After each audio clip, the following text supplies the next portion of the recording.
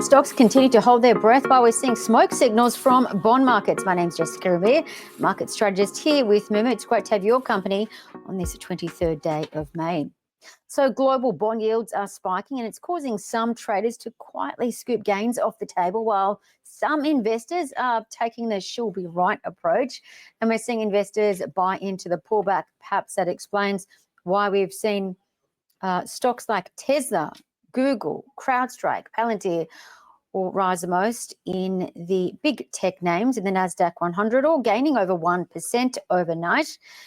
CrowdStrike was up the most out of those. Now, I guess the buying the dip notion is on the back of the belief that the tech bull run can continue.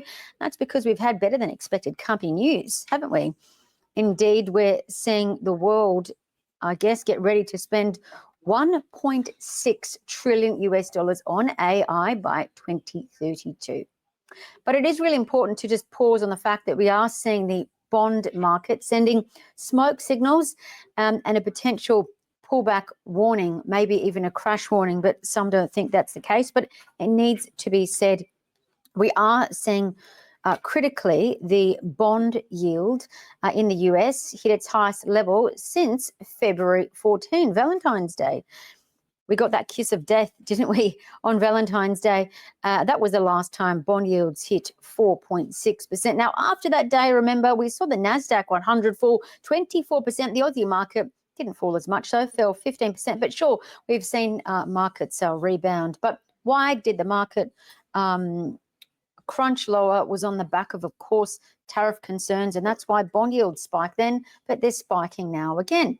So this week's concern, not about tariffs, is it?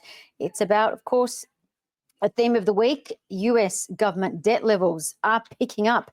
And this is, of course, a concern because the White House is potentially edging steps closer to cutting taxes and increasing their debt limit. That's not going to fix the debt crisis, is it?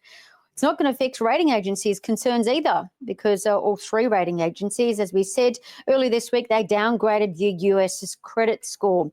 But it seems, look, traders believe the US government may announce that they're going to buy up Bitcoin, because remember, the US government previously said that they would arbitrarily push up the price of Bitcoin and use the gains to pay back US government debt. Now, that's probably why you need to be paying attention to the Bitcoin price that has again hit a fresh high overnight.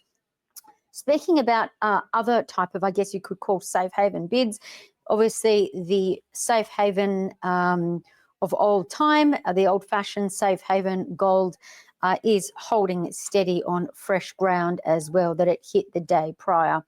It is important to note that.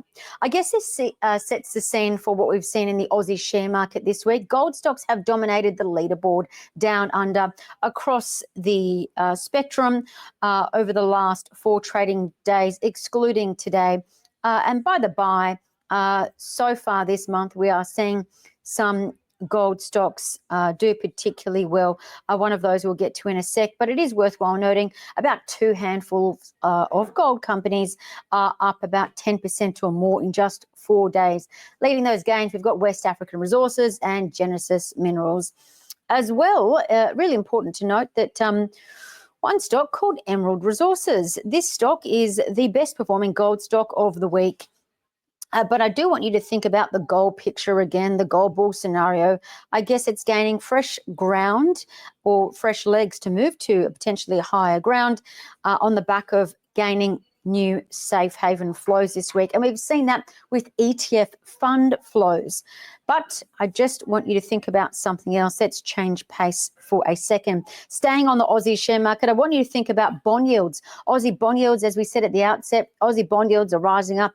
It's not an Australian phenomenon. It's happening in the US. It's happening globally too. Now, who does this benefit down under? Well, insurance groups. Insurance groups obviously make more money when bond yields rise.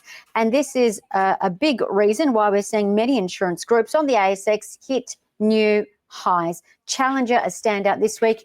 Challenger shares hit their highest levels since 2022.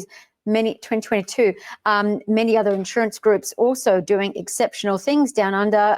many stocks hitting 52-week highs. One of those, just going to show that to you now. QBE, obviously Australia's biggest insurance group. Their shares are indeed, I guess you could say, in a bull market on steroids.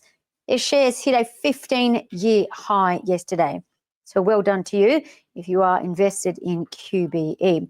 Medibank, also another insurance group, hitting new 52-week highs yesterday as well. But do keep in mind, of course, as we do see bond yields in Australia down under, move to higher grounds, these insurance groups, their premiums are increasing as well. And that is something to consider. So they're making two lots of higher revenue streams. One from higher bond yields, two from higher premiums that they're charging you and I. But more information on the stocks, ETFs we've mentioned today, head over to Moomoos platform. Stay safe, happy trading, and we'll see you for the weekly.